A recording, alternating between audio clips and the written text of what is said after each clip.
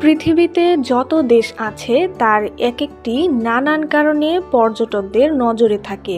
আরব আমিরাত থেকে শুরু করে আমেরিকা কিংবা থাইল্যান্ড পর্যটকদের কাছে বেশ জনপ্রিয়। সারা বছরই এসব দেশে পর্যটকরা আসেন, যা দেশগুলোর অর্থনীতিতে অনেক বড় অবদান রাখে।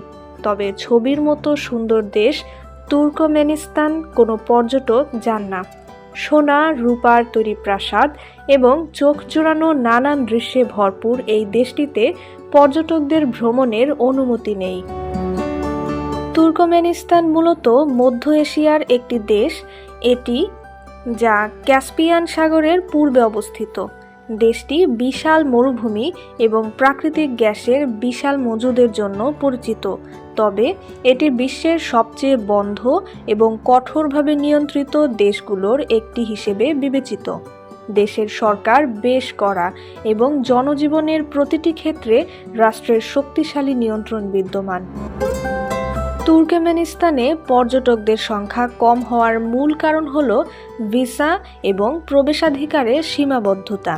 দেশটিতে পর্যটক হিসেবে ভ্রমণের জন্য কঠিন ভিসা প্রক্রিয়া অতিক্রম করতে হয়। অধিকাংশ পর্যটককে নির্দিষ্ট গাইডের সঙ্গে চলতে হয় এবং বিনা অনুমতিতে স্বাধীনভাবে চলাচলের অনুমতি নেই। এছাড়া অনেক এলাকায় ফটোগ্রাফি এবং স্থানীয় জনগণের সঙ্গে যোগাযোগেও অনেক বিধিনিষেধ রয়েছে।